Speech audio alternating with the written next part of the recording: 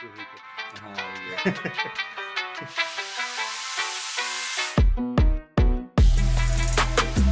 Hola gente, bienvenidos a un nuevo episodio de...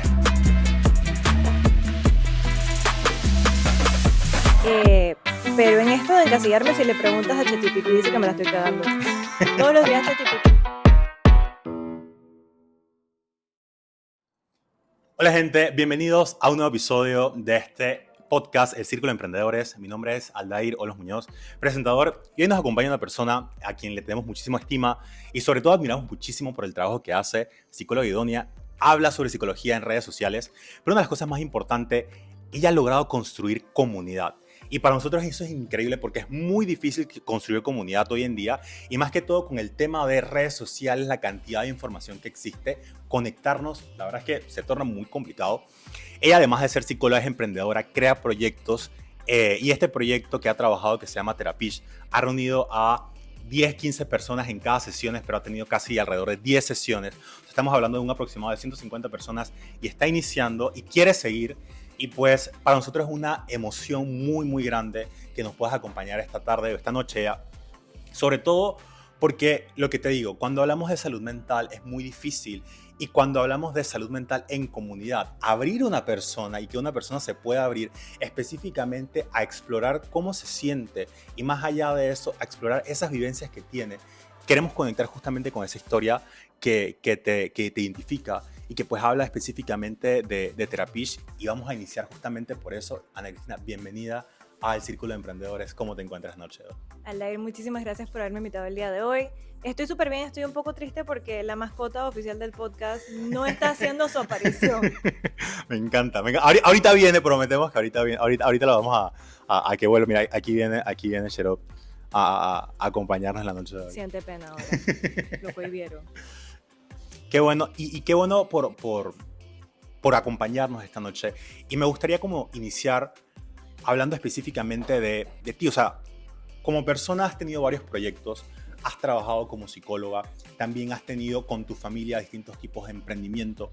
¿Cómo conecta eso? ¿Cómo que conecta, Ana, la vida personal, la parte de los emprendimientos, la parte de psicología? ¿Cómo conecta todo y cómo has hecho ese balance dentro de este mundo?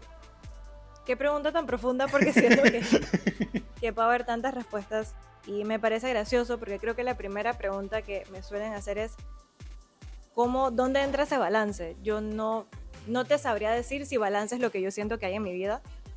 En cuanto a mi vida de emprendedora, la respuesta sencilla es que simplemente todo el mundo en mi familia emprende. Y cuando digo todo el mundo es desde mis abuelos que aún están vivos hasta mis padres y bueno, en este caso ahora yo. Y es algo que desde mi experiencia es sostenible en la frase más cliché del mundo, si te gusta. Claro. Porque al final el clásico de que hay tiempo y tienes más tiempo, yo pienso que es todo lo contrario, tienes menos tiempo, estás ocupado más tiempo. En general, solo que hay más flexibilidad de cómo organizas y usas ese tiempo. Claro, y creo que es importantísimo porque al final es eso, ¿no? La gente piensa que emprender es darte libertad y ya tú haces lo que te da la gana con tu vida y es todo lo contrario. Y justamente cuando hablamos de emprendimiento ahí es donde muchas personas se chocan, pero más allá de eso, nosotros, por ejemplo, si pueden entrar al contenido de Ana brevemente, vemos que, por ejemplo, cuando hablas de temas de psicología, no te gusta entrar en casos clínicos, por ejemplo. Te gusta hablar de la psicología del diario, de consejos más del diario común. Has roto ese molde de muchísimos psicólogos y la pregunta es, ¿por qué? O sea, ¿qué te lleva a ti a pensar como, mira, es más importante yo como psicóloga hablar de cosas que uno vive al diario que hablar de lo que todos los psicólogos alrededor del mundo hablan, por ejemplo? Definitivamente ser psicólogos o profesionales de la salud en redes no viene como un manual. Mi experiencia de por qué no hablar de casos clínicos o por qué no hablar de pacientes, siento que es un área muy gris en cuanto a la ética, la confidencialidad, pero otro lado y transparente viene por inseguridad. Yo no me considero la más experta en absolutamente ningún tema y creo que hay otras personas que pueden manejarlos mejor de lo que yo lo podría hacer. Eso me lleva a mí a qué puedo hacer, puedo hablar de mi experiencia, porque también te gradúas de la licenciatura, te gradúas de la maestría y nadie te explica verdaderamente cómo ejercer, entonces lo vas aprendiendo en el camino. Claro, claro.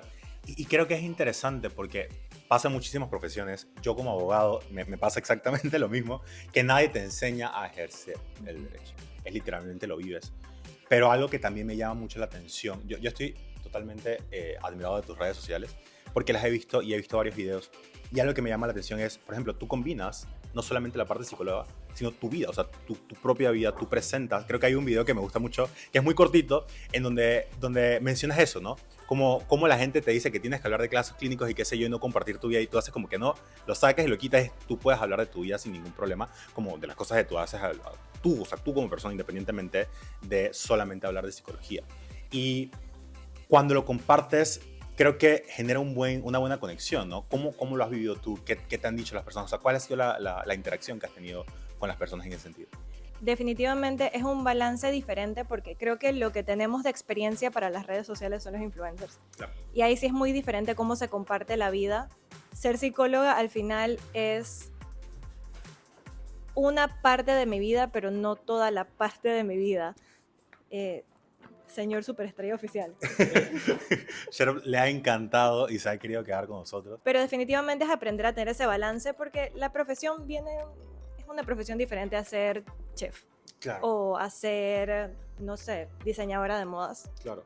Y creo que es aprender eso, y sí, definitivamente hay una parte que comparto de mi vida porque ser psicóloga está integrado alrededor de mi vida, pero de una manera diferente que lo hace, por ejemplo, una influencer o alguien con otro tipo de ¿Te trabajo. consideras influencer? Y aquí es una pregunta que no está tanto en el script, pero me gustaría hacer. ¿Te consideras influencer a este punto? No. No. No. No. ¿Por qué? Porque creo que tengo la perspectiva de que tiene que ser esta comunidad de gente súper grande y tengo que monetizar mis redes y las marcas se tienen que acercar. Entonces lo veo de esa manera, no como la definición bonita de que sí influyes, y Claro. no lo veo así, o me cuesta verlo así. Y cuando creaste brevemente, por ejemplo, no lo creaste en ese sentido, o sea, como en ese escenario de ser influencer, no lo veías de esa manera, ¿cierto? Brevemente nació simplemente para darme a conocer porque yo pensaba, es pandemia cuando me gradué, Claro. ¿de dónde van a salir mis pacientes? Claro. Y de eso Wow, nace o sea, así de Brevemente. simple. Así es. Quiero darme a conocer. Quiero darme a conocer qué puedo hacer, y también porque apenas te gradúas de la licenciatura, éticamente no atiendes. Claro. Y lo que hacíamos es que hacíamos conversatorios y esa era nuestra forma de ganar plata y de darnos a conocer. Qué nice, qué nice. Qué interesante, ¿no? La verdad es que está increíble ver cómo lo has crecido y cómo ha crecido brevemente dentro de todo.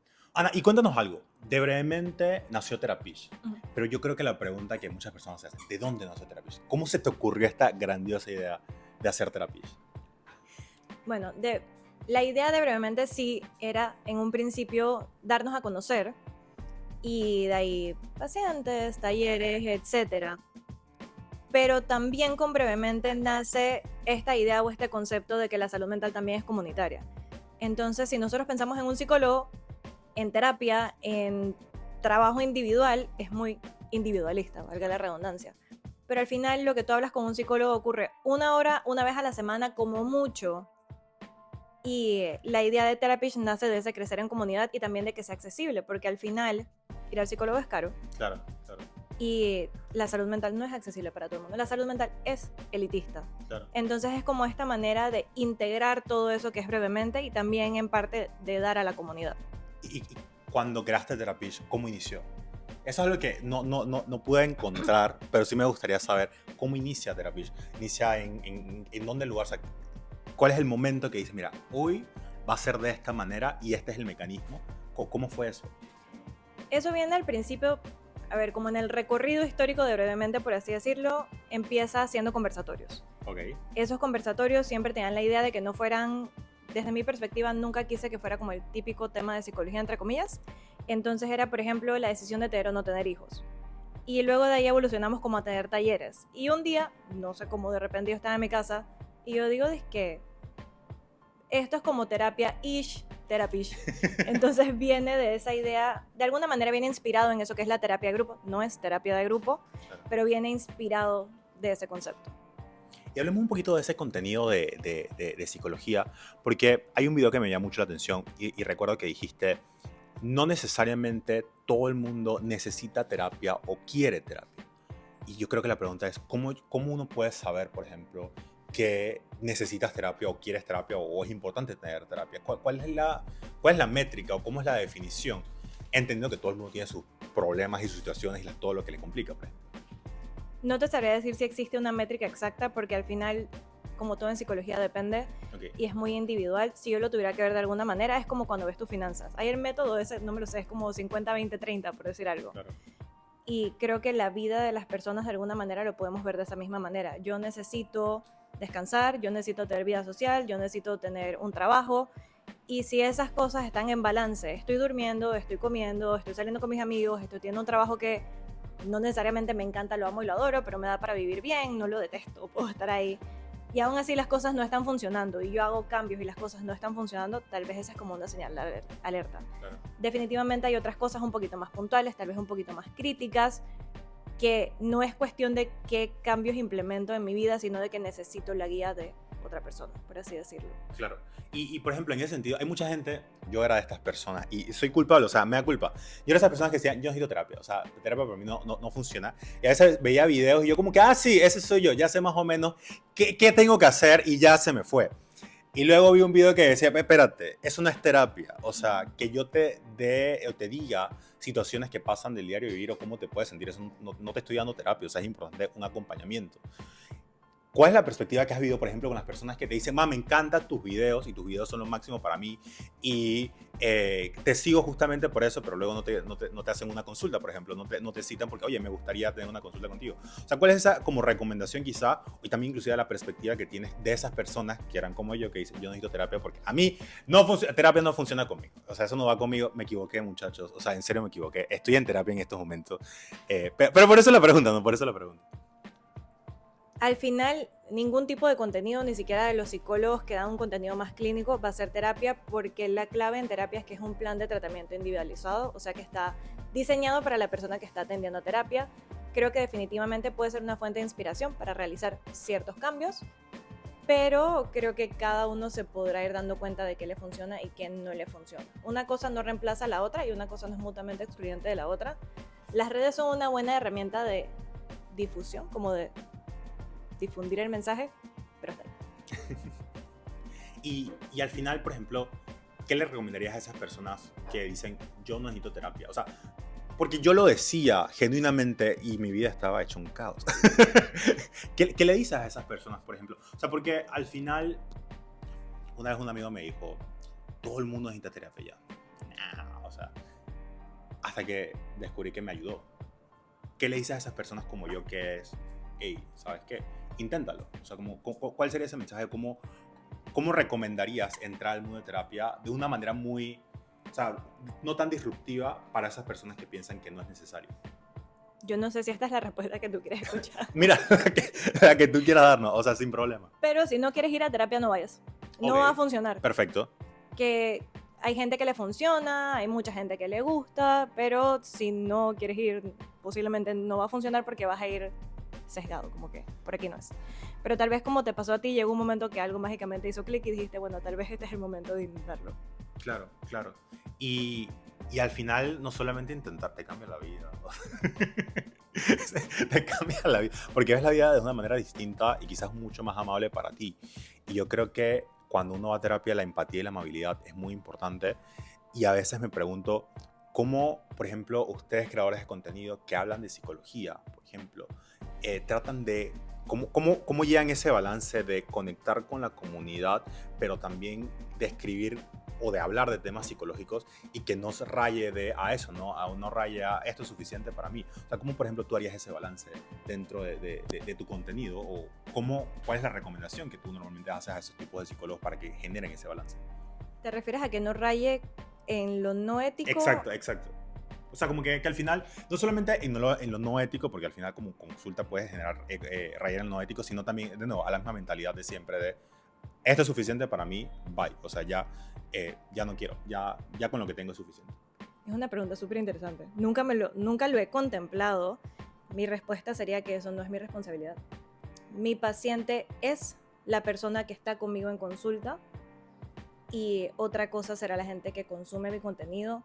Sí hay una responsabilidad para el psicólogo, para los creadores de contenido, por el simple hecho de que tal vez lo que tú hablas, comentas, piensas, se agranda o lo ve más gente de que si lo hablo con mis amigos, pero no es mi responsabilidad que esas personas que están viendo mi contenido tomen la decisión de ir o no ir a terapia. Claro. Qué increíble. Wow. Ana Cristina, cuéntanos algo. Nosotros tuvimos una pequeña conversación antes de iniciar el podcast. Y Ana Cristina me dijo algo que me llamó mucho la atención y me gusta mucho porque es justamente lo que hablamos. Cualquiera puede emprender, pero ella lo puso de una manera muy distinta y me gusta la perspectiva que nos hablas. Ella me decía, Adair, yo soy hater de los emprendedores. No, de emprender. De emprender, perdón. No de los emprendedores. Perdón, my bad, de emprender. Cancelado. Y nos explica, cancelado 100%. Y me explica justamente por qué ahí existe una narrativa atrás de eso. Cuéntanos un poquito al respecto, por favor. O sea, ¿qué significa eso y cómo lo ves tú? Me puedo poner súper socialista. No importa, y o sea, decir que el emprendimiento es una respuesta a la informalidad. En Panamá hay muchos emprendedores, no entre comillas porque no emprendan, sino porque emprenden a través de la necesidad. El que te limpia el parabrisas del carro, el que vende las frutas y los vegetales, y eso no es necesariamente por querer emprender y tener este gran capital, es por necesidad de emprender. Ese por un lado. Pero esa no era la respuesta que te di antes.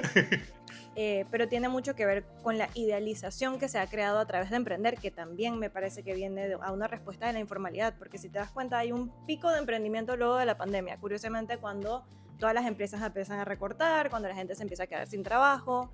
Entonces, hater en el sentido de que creo que lo idealizan y lo embellecen y automáticamente piensan que si emprendes haces plata y tienes un montón de tiempo libre, pero no hater en el sentido de que sí, si quieren emprender, emprendan. Claro. O sea, el que quiera hacerlo, que lo haga. Sí. Pero sí es cierto, existe una idealización al respecto y te lo venden como si fuera la mejor cosa del mundo, Sí. lo mejor de lo mejor, lo más top, y no necesariamente lo es. Y muchas veces puede ser muy difícil.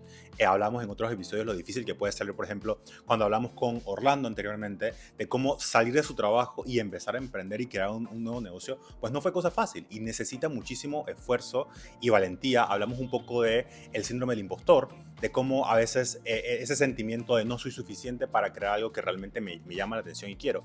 Y justamente por eso quizás esa idealización puede ser un poco peligroso, ¿no? ¿Cómo lo ves tú?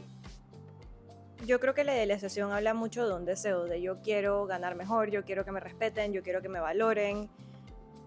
Y creo que viene desde ahí, porque lo que yo he escuchado es que también, fun fact, yo no tengo una carrera tradicional, entonces no tengo esa experiencia. Sé que hay mucha gente que le pagan mal en su trabajo y lo tratan mal en su trabajo y un montón de cosas. Pero se me fue la onda y ya se me olvidó la pregunta. Y eso puede quedar ahí también, pero Estamos en vivo. Estamos en vivo. No se preocupe, gente, estamos en vivo. recuérdame la pregunta. El de los emprendedores. Emprendedor, tú no eres su amigo. Al final, justamente la pregunta era eso, ¿no? O sea, ¿cómo al final esa ideología o esa idealización puede ser peligroso para las personas? Más que todo porque al final no es tan fácil, perdón. Te puede dar síndrome de impostor, pero igual la gente te dice, hazlo porque es lo mejor del mundo y todo el mundo le va a ir bien. Claro, yo creo que por un lado de la satisfacción nadie vive, al final necesitamos dinero, el mundo es capitalista, no me cancelen, por favor, pero es el sistema en el que vivimos, no necesariamente es el mejor sistema, pero es el que hay en este momento y funciona. Entonces de sueños no vives, de ser nice y de que se vea bonito nadie vive, entonces emprender requiere también mucho apoyo familiar, Claro. como yo tengo quesería, por ejemplo, que es un emprendimiento más formal, si lo queremos poner de alguna manera, pero quesería funciona porque mis papás pagan mi apartamento y pagan mi carro, si no yo no tendría el tiempo para andar viviendo el sueño de hacer cakes. Claro. Y de hecho me gusta que hablemos un poquito de quesería, porque al final tu familia es una familia de emprendedores y todos han estado en ese mundo de emprendimiento y han creado sus propios emprendimientos. ¿Cuál ha sido tu experiencia en ese sentido, por ejemplo, con Quesería? ¿Cómo te ha ido con Quesería? Nos hablas creo que todos conocimos, o por lo menos yo lo conocí, Forbistro, y que Quesería nada de Forbistro. ¿Cuál ha sido tu experiencia en ese sentido? Y cómo eso y esa inspiración, por ejemplo, de tener Quesería se ve reflejado directamente a tu salud mental, por ejemplo, o a cómo tú vives tu vida actualmente. Bueno, quesería es una respuesta a mi salud mental, quesería arriba, buena salud mental. Nosotros teníamos Forbistro. Hubo un cambio muy grande en cómo se perciben a los restaurantes. En la pandemia era el clásico apoyen, compren. Forbistro tuvo su mejor época en pandemia. Luego, cuando la pandemia se empezó a poner un poquito más difícil, duró más tiempo de que la gente esperaba, entonces todo cambió. Ahora vivimos en una época de restaurantes donde juran y perjuran que todo el mundo hace millones, que a todo el mundo lo están conguiando. Vi que hay esa tendencia también ahora con las boutiques, de que, ay, compran una camisa en Shein y me la venden. Pausa, perdone. ¿Qué te pasó? Él jamás en su vida ha hecho esto. Acaba de orinarse. ¿Dónde? En el sillón. Ya lo vi. Ey, Está demasiado emocionado. ¿Qué te pasó? pero Justo. mira el lado positivo, la pelea fue poco, o sea que podemos volver a hacer. No puedo creer lo que acabas de hacer, Sherlock. Está emocionado, Está muy Está emocionado. demasiado emocionado. así soy yo. Ok, déjame. Se enamoró de ti, Ana. Ya, te lo voy a... Aquí hay algo que me llama mucho la atención y es, y luego de todo lo que dices, tú vienes de una familia de emprendedores. O sea, tus papás han tenido emprendimientos. Creo que tu tía también, estábamos hablando hace poco de que tu tía tenía un emprendimiento. Y luego también tienes Quesería, que pues al final ha sido una manera también que es algo que llevas tú, ¿no? Y yo creo que en términos generales, ¿cómo has conectado este tema de emprendimiento y cómo entra Quesería a tu vida, a tu salud mental, por ejemplo? ¿Cómo ha funcionado todo esto y cómo has hecho que exista este balance y esta conexión principalmente en tu vida con este tema de emprendimiento? Es curioso porque yo nunca lo reconocí como emprender hasta que la gente lo empezó a traer. Y la primera vez que yo me di cuenta que emprendía y que eso era como que algo, fue cuando me llamaron para un podcast y fue de que, ok, esto se llama así. Entonces, tal vez sí, como de venir de una familia que todo el mundo emprende, literalmente era la norma y era lo esperado. ¿Cómo lo balanceo? Mi respuesta es siempre, yo no sé si es un balance en este momento. A mí me funciona, tal vez en otra etapa de mi vida no me funcionaría. Y creo que esa es la forma en que todo se integra. Al final en el verlo poco a poco, porque si yo me siento y pienso ahora cómo saber mi vida en 15 años, no lo sé. Claro. Y algo que me gusta mucho, yo creo que nada de estos aspectos de tu vida te ha encasillado. O sea, tú has trabajado tus redes sociales de una manera muy abierta, en donde literalmente todo forma parte de un todo si esto tiene algún tipo de sentido. Y me gusta mucho porque al final esa perspectiva crea un concepto bien interesante en redes de quién es Ana Cristina. ¿Cómo has logrado generar no creo que sea una palabra balance, pero cómo has logrado que, por ejemplo, no se mezclen una cosa con la otra, ni que te consuma tanto tiempo, por ejemplo?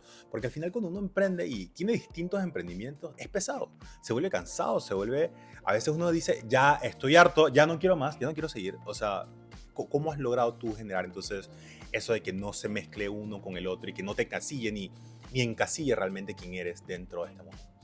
Me da risa lo del balance porque son las 9 de la noche de un lunes.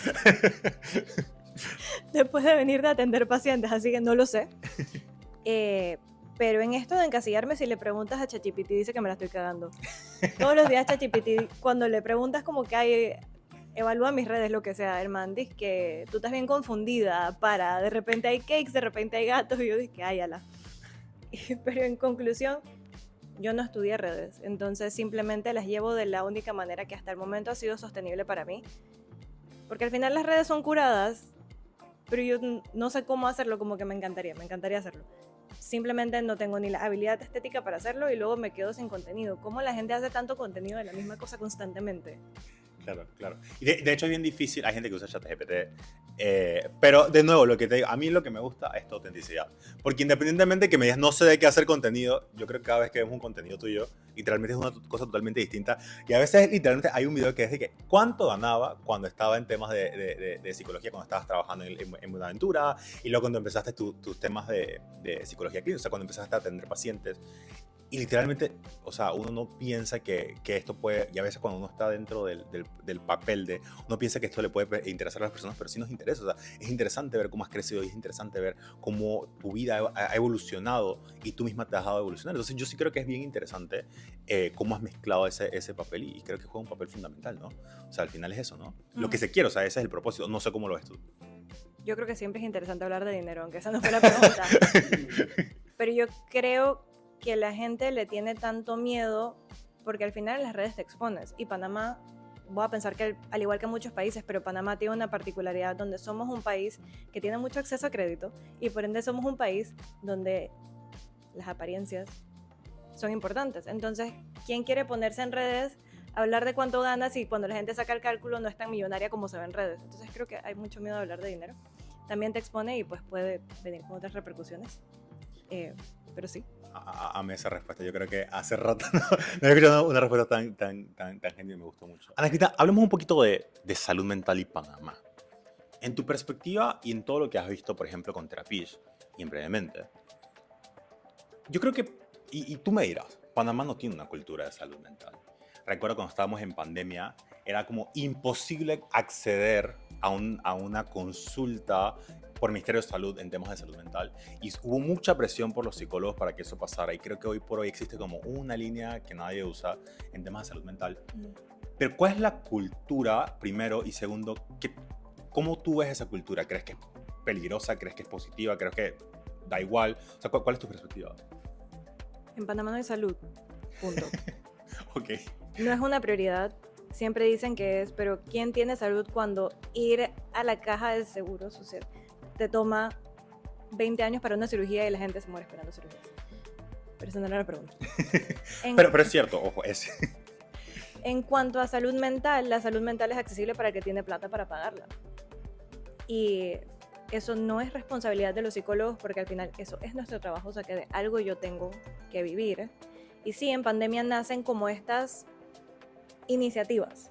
Había una línea donde tú podías llamar, la línea todavía existe, pero también hay mucho, se juzga al final el ir al psicólogo, entonces es complicado, no es una prioridad y cuando hablamos o fingimos que es una prioridad, solo es para niños, como si los niños fueran los únicos que necesitan atención, pero los padres de esos niños que están criando a esos niños, entonces esos programas que son accesibles suelen ser dedicados a niños o adolescentes y los adultos siempre quedan como a un ladito.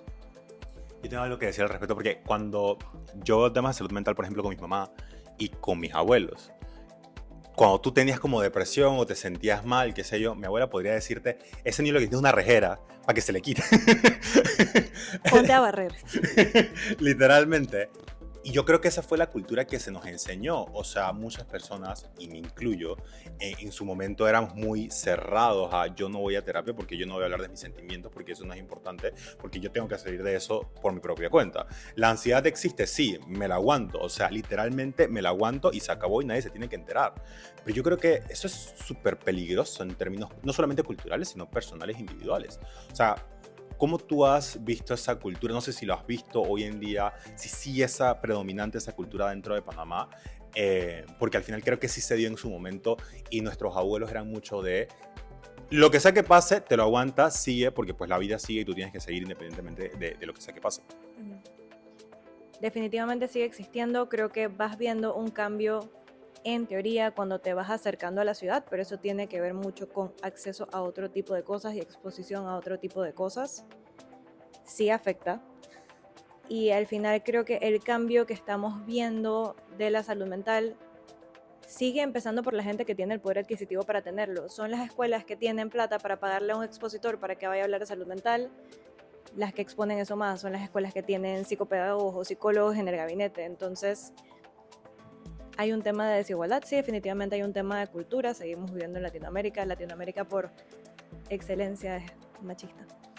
Y eso también afecta, pero yo sí creo que está habiendo un cambio, tal vez es un poquito más hablable, sería la palabra que yo le pondría. La gente lo habla un poco más, todavía no estamos ahí, si es que existe un ahí a donde queremos llegar, pero a mí sí me parece que está habiendo un cambio. Ana Cristina, ya estamos cerrando, pero tengo dos preguntas y la primera es, hablemos un poquito de, porque yo también veo muchos amigos que me dicen, yo lo hice, soy culpable, lo hice. Voy a empezar terapia y voy a entrar en ChatGPT. Y hoy en día Panamá también se ve mucho desde el punto de vista de ChatGPT. ¿Qué me dice mi terapeuta, inteligencia artificial? ¿Qué es lo que debo hacer ante esta situación? Y ChatGPT nos dice como que, estás bien o estás mal y esto es lo que tienes que hacer. ¿Qué piensas al respecto? Nada. No, mentira, no nada. Yo no voy a decir que no uses ChatGPT. Todos lo usamos, o la mayoría de nosotros lo usamos, me incluyo en eso. Lo único es que al final lee tu personalidad, la estudia, te conoce y en teoría sabe qué quieres escuchar, como si fuera una persona, por así decirlo. O sea, como si te pudiera leer, te lee. Entonces, te da, desde mi perspectiva, la respuesta que tú estás esperando escuchar, lo cual puede ser peligroso, pero ahí también entran varias cosas. Si a mí me da pena ir al psicólogo y si no quiero que la gente sepa, entonces esta es como un escape. Y por otro lado, si no tengo la plata para ir al psicólogo, encuentro la manera como de ver cómo me la rifo. Pero en términos generales, no. Para organizarte, para preguntarle cosas de otro tipo, sí. Pero para terapia, no. No. Y es súper interesante porque hace poquito vi un video de una noticia que estaba sacando los creadores de ChatGPT que dicen ChatGPT no es terapeuta, no tiene una licencia de terapia y por tanto cualquier información confidencial que le digas puede ser utilizada en corte, por ejemplo, ante un proceso legal. Y pues eso me llama mucho la atención porque al final seguimos utilizando, ya yo no, lo prometo, pero seguimos utilizando ChatGPT como terapeuta y hay mucha información confidencial que no queremos confesárselo a un terapeuta, pero porque a veces no entendemos esa confidencialidad que ustedes nos dan y que al final es importante que todo sea como confidencial y para todos, no sé cómo lo ves ahí. Al final ChatGPT es una herramienta y se va a alimentar de lo que se tenga que alimentar. Lo que tú le pongas ahí es información, de la misma manera que lo que tú busques en Instagram lo están siguiendo y lo están usando para hacer propagandas, monetizar, etc. Entonces, estoy segura que en algún lado antes de usarlo firmamos algo que decía que podían hacer lo que les diera la gana con nuestra información. Que no lo leímos, por cierto. 100%. Así que, en teoría, ellos no están haciendo nada que esté mal, te avisaron. A ti no te dio la gana de leerlo. Ana Cristina, muchísimas gracias. Ya estamos terminando. Última pregunta y con esto cerramos. Y esta es una pregunta muy importante porque se la hacemos a todo el mundo. Y esta pregunta es, cuéntanos algo, lo que sea que sea Ana Cristina, que mucha gente no conozca de ti, que por ejemplo no has mencionado en redes sociales, algo que hagas, algo que te gusta hacer, algo que te identifique muchísimo, pero que normalmente no lo comentas con muchas personas. Qué complicado, yo soy bien transparente en ese sentido, algo que nadie se... Creo que siempre lo digo, que la gente asume que porque estoy en redes soy una persona extrovertida, pero en general soy una persona penosa, no sé si callada sería la palabra, pero soy una persona penosa. Entonces cuando me topo a la gente por ahí me dicen que tengo cara de nalga y que si los odio y que por qué soy tan grosera y es que no fren porque me da pena. Literalmente saludar a la gente me da pena, así como que nos conocemos, nos vimos, nos saludamos. Será como lo único que se me ocurre en este momento. Ana Cristina, muchísimas gracias. Muchas gracias por acompañarnos. Muchísimas gracias por aceptar la invitación y sobre todo por haber compartido toda esta experiencia que tienes con nosotros. Gente, este es otro episodio más del Círculo de Emprendedores. Y ya saben, si tienen alguna persona que quiera emprender, que sepan de algún emprendimiento que quisieran que demos a conocer o cualquier información que quieran saber, nos pueden escribir en los comentarios, nos pueden escribir en el DM, nos pueden escribir en cualquier lado y con muchísimo gusto. Nuevamente, Ana Cristina, muchísimas gracias y esto ha sido todo por hoy. Nos vemos en el siguiente episodio.